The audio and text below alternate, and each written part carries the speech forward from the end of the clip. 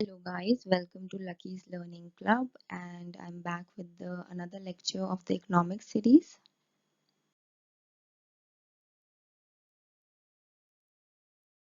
Today's lecture will also be one of the definition of economics and let's see what is the definition which we are going to explain in today's video. So today's learning objective would be scarcity oriented definition. The third one which is written in red color. तो आज हम scarcity oriented definition को समझेंगे.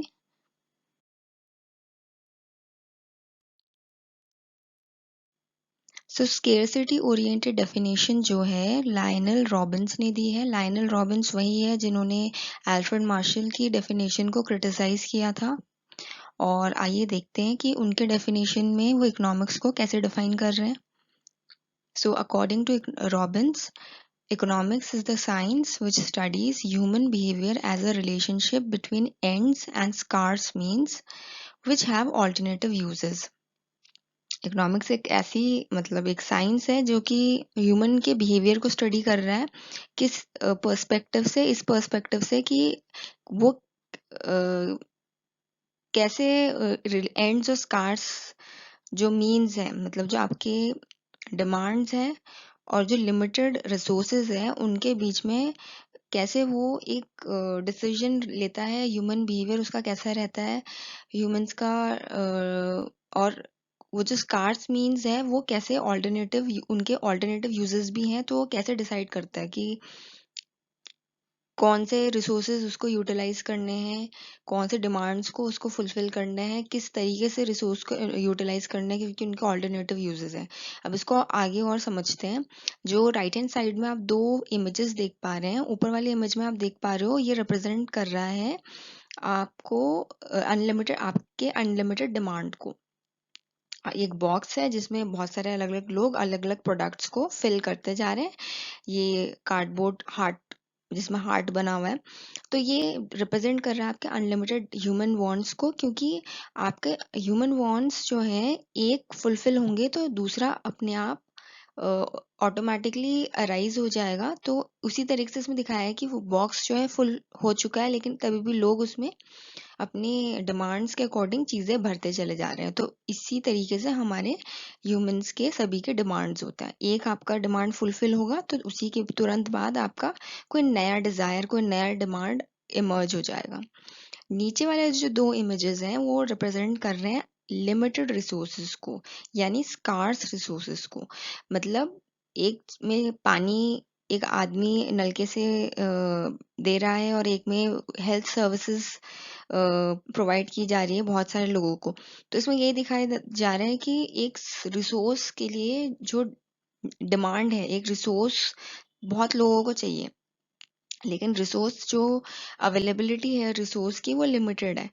तो इसी को दिखाते हुए मैंने लिमिटेड स्कार्स मीन्स या लिमिटेड रिसोर्सेज को दिखाने के लिए ये सेकंड वाला जो नीचे जो दो डायग्राम्स है उसको दिखाया है.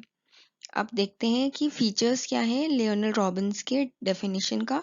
तो बेसिकली इस दो डायग्राम से मैंने यही समझाने की रॉबिन्स का जो जिस्ट है स्केर्सिटी ओरिएंटेड डेफिनेशन का, उसको दिखाने के लिए मैंने ये दो डायग्राम्स दिखाए हैं कि कैसे ह्यूमन वांट्स अनलिमिटेड होते हैं, रिसोर्सेज लिमिटेड होते हैं विद ऑल्टरनेटिव यूजेस. तो आप कैसे डिसाइड करते हो अपने इकोनॉमिक एक्टिविटीज के लिए, कौन से इकोनॉमिक एक्टिविटीज आपको करने हैं और कौन से नहीं करने हैं. अब फीचर्स में आ जाते हैं. फीचर्स में फर्स्ट है अनलिमिटेड वांट्स, जो मैं ऑलरेडी समझा चुकी हूँ, जो कि डिमांड्स, एंड्स, वांट्स या डिमांड्स ये इंटरचेंजेबली यूज्ड होंगे हमारे इकोनॉमिक्स के सब्जेक्ट में. और ये रिप्रेजेंट करने की जो आपकी मांगे हैं, जो आपकी नीड्स होती हैं ह्यूमंस की, वो नेवर एंडिंग होती हैं. एक फुलफिल किया जाएगा तो दूसरा अपने आप ऑटोमेटिकली इमर्ज हो जाएगा. सेकंड, अगर वांट्स डिफर इन इंटेंसिटी, मतलब हर वांट की एक अलग प्रायोरिटी होगी दूसरे वाले वांट से. आप आपके 10 डिमांड्स हैं लाइफ में, और उन 10 मेजर डिमांड्स में आप सबसे पहले उसको फुलफिल करोगे जिसकी सबसे ज़्यादा आपकी अर्जेंसी है, सबसे ज़्यादा आपको नीड है कि ये, अगर सपोज करिए आपको घर लेना है, कार लेनी है, और भी बहुत और भी 2-3 चीज़ें हैं। तो घर आपके लिए सबसे मेन प्रायोरिटी, तो सबसे पहले आप जो अपने मनी को एज़ अ रिसोर्स यूज़ करेंगे फॉर बाइंग हाउस। तो उसी तरीके से ह्यूमन्स अपने डे टू डे जितने भी डिमांड्स होते हैं उनको फुलफिल करते हैं इस बेसिस में कि कौन से डिमांड की इंटेंसिटी या सैटिस्फाइंग सैटिस्फैक्शन प्रोवाइडिंग कैपेसिटी सबसे ज़्यादा है, और वो बेस्ड है उनके अर्जेंट नीड्स के ऊपर, उसको वो सबसे पहले फुलफिल करते हैं। फिर स्कार्स मीन्स वही लिमिटेड रिसोर्सेज जो होते हैं, जैसे लैंड है आपका, जो अवेलेबिलिटी ऑफ फ्रेश वाटर है, वो सब क्या है, लिमिटेड है। एक लिमिटेड अमाउंट में है। फॉसिल फ्यूल्स है, लिमिटेड है। तो इन लिमिटेड रिसोर्सेज को कैसे यूज करना है अपने अनलिमिटेड डिमांड्स को फुलफिल करने के लिए। फिर जो ऑल्टरनेटिव यूजेस ऑफ रिसोर्सेज, अब रिसोर्सेज लिमिटेड तो है ही, मीन्स रिसोर्सेज तो ये तो लिमिटेड है ही, लेकिन इनकी एक और फीचर है कि ये इनके अलग अलग तरीके से आप यूज़ कर सकते हो। जैसे लैंड को या तो आप एग्रीकल्चर के लिए यूज़ कर सकते हो, या फिर आप इंडस्ट्रियलाइजेशन के लिए यूज़ करोगे, या आप रेजिडेंशियल बिल्डिंग्स के लिए आप यूज़ करोगे। तो ये कैसे यूज़ करना है ये भी आपके चॉइस मेकिंग के ऊपर डिपेंड करता है कि भई आपकी प्रायोरिटी क्या है, आप क्या चीज़ पहले आप फुलफ़िल करना चाहते हो, कौन-सी डिमांड आपको सबसे ज़्यादा सैटिस्फैक्शन प्रोवाइड करेगी या सबसे ज़्यादा आपको वेलफेयर देगी। तो फिफ्थ है स्केर्सिटी ओरिएंटेड डेफिनेशन का जो फीचर है वो है कि चॉइस मेकिंग। जो पहले के जो 4 आपके फीचर्स हैं उन्हीं के ऊपर बेस्ड है कि चॉइस मेकिंग आपको करनी पड़ेगी, क्योंकि डिमांड आपको बहुत सारी अलग-अलग फुलफ़िल करनी है। रिसोर्सेज़ लिमिटेड है, उन डिमांड्स की भी अलग-अलग इंटेंसिटी है, रिसोर्सेज़ की भी अलग-अलग तरीके से यूटिलाइज़ेशन की जा सकती है। तो अब हम करें तो क्या करें? ये हमें डिसाइड होगा चॉइस मेकिंग के प्रोसेस से। A choice has to be made as to which want shall be fulfilled by using resources having alternative uses. तो ये है फीचर्स स्केर्सिटी डेफिनेशन के।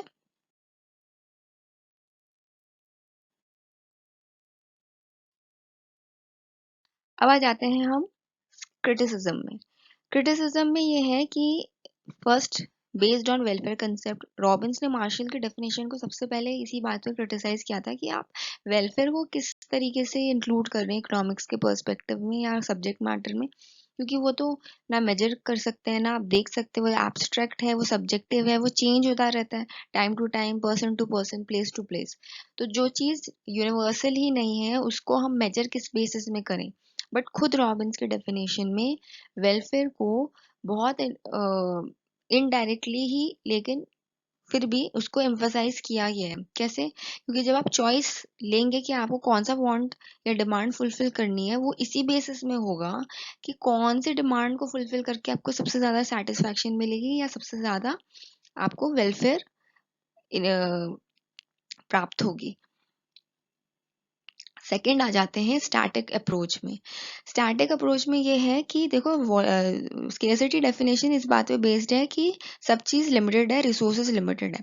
वो एक स्पेसिफिक पॉइंट ऑफ टाइम की बात ही करता है, वो प्रेजेंट की बात करता है सिर्फ। लेकिन रॉबिन्स एक्सक्लूड कर रहे हैं इस पॉइंट ऑफ व्यू से कि इकोनॉमी जो है एक डायनामिक, जो इकोनॉमी है वो डायनामिक उसमें रहती है, मतलब टाइम तो चेंज होता रहता है, बिकॉज आपके inventions, technological advancements, new discoveries और टाइम के साथ आप जो रिसोर्सेज पहले या कल लिमिटेड थे उनके ऑल्टरनेटिव्स ढूंढे जा सकते हैं या उनको इंक्रीज किया जा सकता है। तो इस तरीके से आप ये नहीं कह सकते कि जो स्केर्सिटी ही है वही हम सिर्फ इकोनॉमिक्स के पर्व्यू में इंक्लूड करेंगे, क्योंकि ज़रूरी नहीं है कि रिसोर्सेज स्कार्स हो तभी प्रॉब्लम अराइज हो और उसी को हम स्टडी करें, उसी के बेसिस में हम इकोनॉमिक एक्टिविटीज़ के डिसीजंस लें। सो in reality, resources can also be increased with economic development due to technological advancements. So, therefore, it is a static approach. Third is that economics is not only science. Economics कोई सिर्फ एक science नहीं है कि जो आप laws और theories और इकोनॉमिक कंसेप्ट्स आपने फॉर्मुलेट कर दिए, बट वो एक आर्ट भी है कि इनको अब किस तरीके से यूज करना है अपने इकोनॉमिक प्रॉब्लम्स को सॉल्व करने के लिए. सो एन इकोनॉमिस्ट जो कि एक एक्सपर्ट होता है इकोनॉमिक सब्जेक्ट का, वो सिर्फ टूल मेकर नहीं, टूल यूजर भी है कि कैसे एक स्पेसिफिक इकोनॉमिक प्रॉब्लम है अराइज हुई है अगर, तो उसको किस तरीके से कौन से टूल को यूटिलाइज करके सॉल्व किया जा सकता है. सिर्फ लॉ नहीं दे देना है कि हाँ ये लॉ इस चीज के लिए है, वो थियोरी उसके लिए, उसको अप्लाई कैसे करना है वो भी इम्पोर्टेंट एस्पेक्ट है इस सब्जेक्ट का. फोर्थ है स्केर्सिटी में not always cause economic problem. जो ग्रेट डिप्रेशन था 1930s का, उसमें हमने देखा था कि स्कार्सिटी की जगह ओवर प्रोडक्शन था, जिसके लिए कैपिटलिस्ट इकोनॉमीज में ग्रेट डिप्रेशन या इकोनॉमिक क्राइसिस को जन्म दे दिया था. तो इसीलिए हम ये नहीं कह सकते कि स्केर्सिटी ही एकमात्र प्रॉब्लम है जिसकी वजह से हम इकोनॉमिक्स को पढ़ेंगे, या इकोनॉमिक्स की पूरी स्टडी स्केर्सिटी के अराउंड ही रिवॉल्व करेगी. नहीं, और भी बहुत सारे इश्यूज हो सकते हैं. ओवर प्रोडक्शन के कारण भी इकोनॉमिक प्रॉब्लम्स अराइज हो सकती हैं. Narrow subject matter. Narrow subject matter, economics is concerned with not only product pricing and factor pricing, but it is also concerned with economic issues like instability due to business cycle, unemployment, income inequalities, fiscal policies, monetary policies, etc. अब जब हमने सिर्फ scarcity में ही focus कर दिया, तो यहाँ तो सिर्फ इसी बात में एम्फेसिस दे दिया गया है कि हम प्रोडक्ट कौन से बनाएंगे, उनकी कॉस्ट क्या आएगी, उनके लिए कौन से फैक्टर्स या कौन से रिसोर्सेज को यूज़ किया जाएगा, किस तरीके से यूज़ किया जाएगा. तो प्रोडक्ट प्राइसिंग और देखा जाए फैक्टर प्राइसिंग में ही लिमिटेड रह जाएगी इसका जो पूरा स्कोप है इकोनॉमिक्स का, जो कि सही नहीं है, क्योंकि इकोनॉमिक्स अपने आप में एक बहुत ही वास्ट सब्जेक्ट है जिसमें अलग अलग चीज़ें हम एड्रेस करते हैं in terms of economic problems और economic activities. Sixth, all human activities can be included in the purview of economic activities because not all of them can't be included in the purview of economic activities because not all of them are accounted. अब martial के definition को criticise करते हुए Robins ने एक बात बोली थी कि आप सिर्फ इकोनॉमिक एक्टिविटीज कैसे इंक्लूड कर सकते हैं, क्योंकि हर ह्यूमन एक्टिविटी में कुछ ना कुछ एस्पेक्ट ऐसे होते हैं जो कि इकोनॉमिक टर्म्स में आप मेजर कर सकते हो, या उसमें मनी का इन्वॉल्वमेंट होता है. जैसे उन्होंने ये बोला था कि भाई आप मंदिर में जाते हैं, किसी वर्शिप प्लेस ऑफ वर्शिप में जाते हैं, तो वहां पे भी आपके पैसे खर्च होते ही हैं. लेकिन वो सारी एक्टिविटीज जो हम नॉन इकोनॉमिक एक्टिविटीज के अंडर हम काउंट करते हैं, वो हम प्रॉफिट अर्न करने के पॉइंट ऑफ व्यू से नहीं करते हैं. वो एक स्पिरिचुअल पॉइंट ऑफ व्यू से या आपके इमोशनल पॉइंट ऑफ व्यू से, मॉरल पॉइंट ऑफ व्यू से हम करते हैं, और उनको हम अकाउंट नहीं करते. हम उसकी कोई अकाउंटिंग नहीं करते हैं, कि बुक कीपिंग नहीं करते कि हमने वहाँ मंदिर में इतने पैसे चढ़ाए, हमने वहाँ उस रिश्तेदार को इतने रुपए के गिफ्ट दिए. तो इस बात को समझते हुए हम सारे ह्यूमन एक्टिविटीज को इंक्लूड नहीं कर सकते इकोनॉमिक्स के सब्जेक्ट मैटर में. तो आई होप आपको scarcity oriented definition given by Lionel Robins अच्छे से समझ आ गया होगा. मैंने अच्छे से एक एक पॉइंट को एक्सप्लेन किया है और अब आपको ये डेफिनेशन याद रहेगा. अब मैं मिलूंगी आपको नेक्स्ट लेक्चर में. वो लेक्चर 3 नहीं होगा, क्योंकि ये मैं एक्चुअली एडिट करना भूल गई थी. पहले मैं सारे, आपको पता ही है कि डेफिनेशन एक ही वीडियो में लाने वाली थी, बट क्योंकि वो हो नहीं पा रहा था, इसलिए मैं सेपरेट सेपरेट डेफिनेशन ला रही हूँ जो आपके लिए कन्वीनियंट भी रहेगा.